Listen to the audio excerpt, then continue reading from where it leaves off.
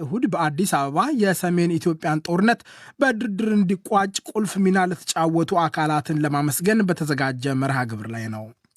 አሜሪካ በካርቱም የሚገኝ ኤምባሲውን ዘግታ ዲፕሎማቶቿን ከነቤተሰቦቻቸው ወደ ኢትዮጵያ ሸሸች።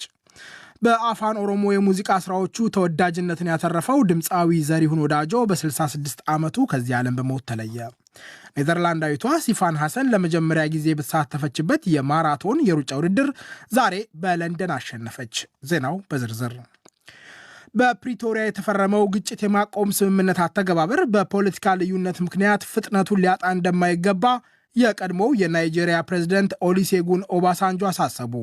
ኢትዮጵያውያን የወደፊት ዕጣ ፈንታቸውን በጋራ እንዲወስኑና ዳግመኛ እርስ በርሳቸው እንዳይዋጉ ለማረጋገጥ የፖለቲካ ውይይት በአፋጣኝ እንዲጀመር ኦባሳንጆ ጥሪ አቅርበዋል።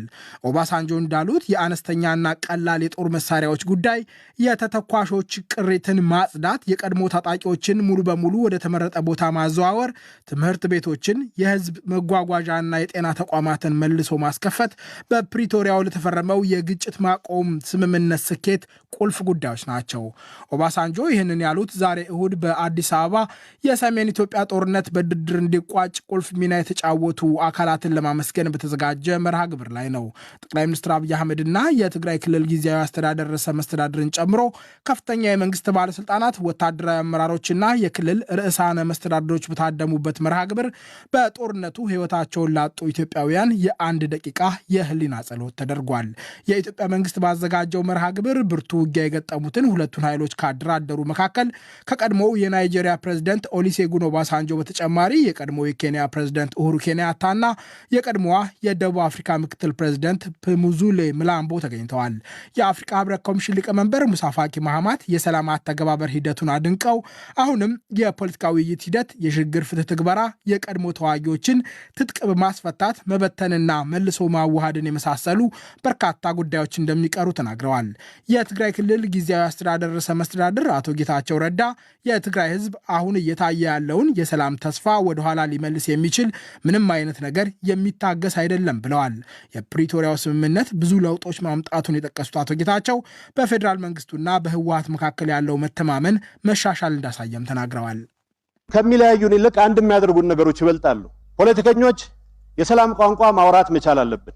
መርዝ በአንድ ወይም በሌላ መልኩ የተፉ አንደበቶች ሰላምን፣ ፍቅርን መስበክ ሲጀምሩ እንደማየት የሚያስደስት ነገር ሊኖር አይችልም። ይሄንን ካረግን አብዛኛውን የግጭት ምክንያት የምንፈታው ይመስለኛል።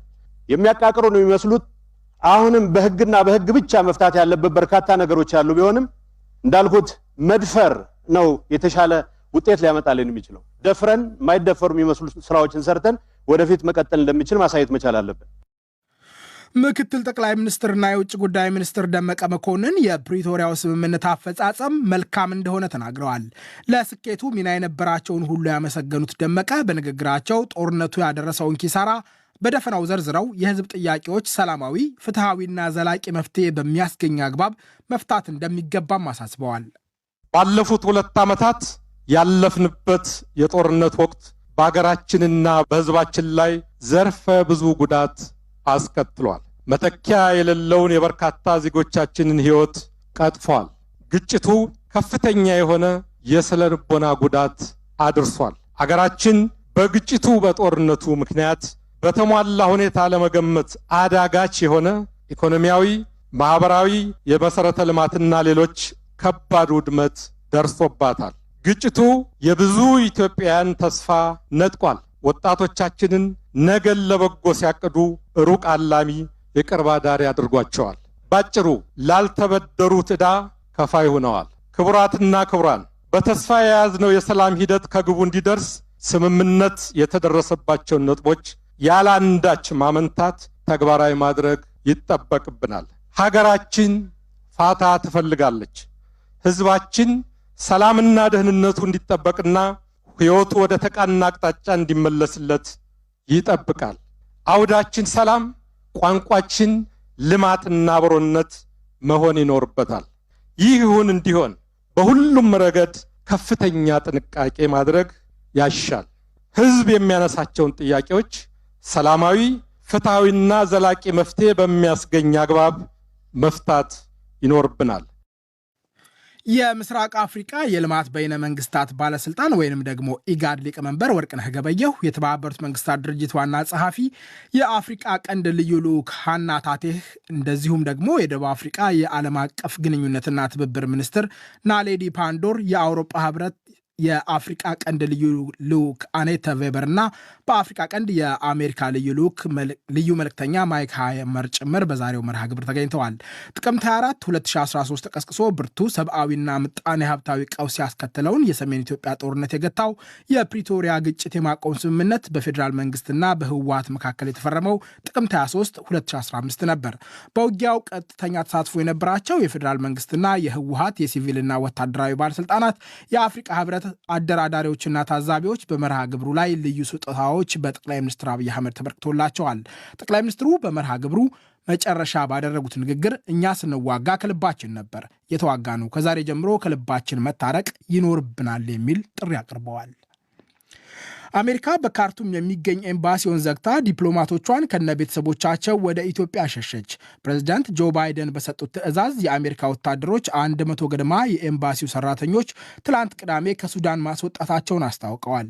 አሜሪካ የኤምባሲውን ሰራተኞች ያስወጣችው MH-47 ቼኖክስ በተባሉ 3 ሄሊኮፕተሮች ከጅቡቲ ወደ ካርቱም በተጓዙ ወታደሮች አማካኝነት ነው። በካርቱም የሚገኘው ኤምባሲ ያረፉት ሄሊኮፕተሮች ሰራተኞቹ የት እንደሆነ ወዳልተገለጸ በኢትዮጵያ የሚገኝ ቦታ ማጓጓዛቸውን አሶሺየትድ ፕሬስ ዘግቧል።